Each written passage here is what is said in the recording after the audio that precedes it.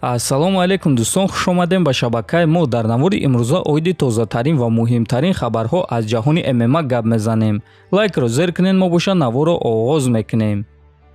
Чемпиони UFC дар вазни 57 кг Дэвисон Фигейредо эълон кард ки ба ҷои чорум муҳориба зидди Брендон Морено, ӯ хубтараш зидди Кай Кара Франс муҳориба мегузаронад.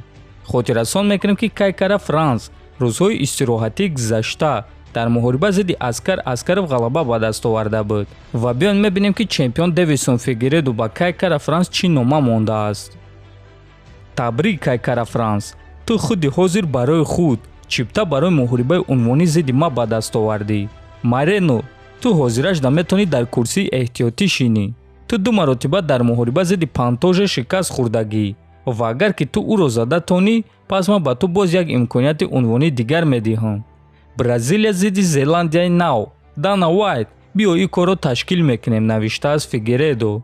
Дӯстон, хотиррасон мекунем ки чанд рӯз пеш овозаҳо пайдо шуда буданд ки чорум муҳорибаи Дэвисон Фигейредо ва Брендон Морено дар коркар қарор дорад ва метавонад ки моҳҳои июн баргузор гардад. Топови ҷангвари UFC дар вазни нимёна Колби Ковингтон шаби гузашта интервю дод ва дар ин интервюи худ Ҳамза Чимаев ва Дастин Порьеро пас зад. биён суханҳои Ковингтонро гӯш мекунем. Ма ба оилаи Порье, дӯстони ӯ ва дастаи ӯ ҳамла кардам, аммо ӯ ҳатто кӯшиш намекунад ки онҳоро ҳифз кунад. Масалан, Хорхе Масвидал медонист ки маро зада наметавонад, аммо ӯ кӯшиш кард ки ин корро кунад. ӯ мефаҳмид ки маро зада наметавонад. Масвидал медонист ки ман шоҳи Майамиам, не ки ба ҳар ҳол ӯ кӯшиш кард. оиди Дастин боша, пас ман намедонам ки ӯ ягон вақт ин корро кардан мехоҳад ё не. Ман оиди оилаи ту гап мезанам, а ту боша оилаатро ҳифз намекунӣ. Ту чӣ гуна саҳарҳо аз хоб хеста дар оина ба худ нигоҳ мекунӣ?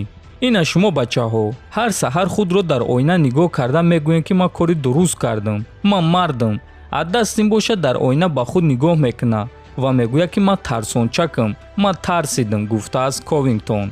ва ҳамчунин дӯстон аз Колби Ковингтон оиди Ҳамза Чимаев пурсиданд ва Колби чунин ҷавоб дод: камшод, маро бубахш, туро модарат чунин ном гузоштааст ва ин номи беҳад бад аст.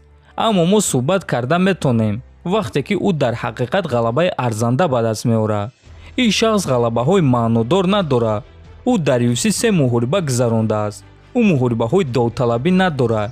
ягон ҷангвари топ 10-ро задагӣ нест. барои чӣ мо умуман оиди ӯ гап зада истодаем? ба муҳорибаҳои ман назар кун. як муҳорибаи унвонӣ паси дигар муҳорибаи унвонӣ буд, гуфтааст Ковингтон.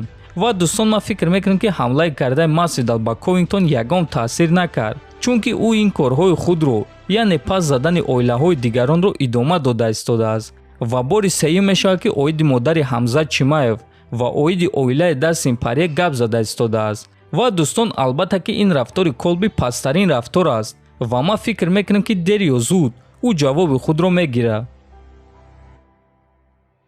чемпиони пешинаи UFC дар ду вазн Генри Сехудо, ки айни замон бо чемпиони пешинаи UFC дар вазни ним вазнин Ҷон Ҷонс тамрин карда истодааст, аз бозгашти Бонс хабар дод.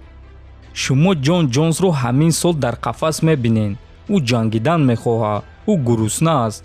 ба ӯ ин танаффус лозим буд, вақт лозим буд, то ин ки ӯ ба худ ояд, бадани худро барқарор кунад ва бо оилаи худ вақт гузаронад.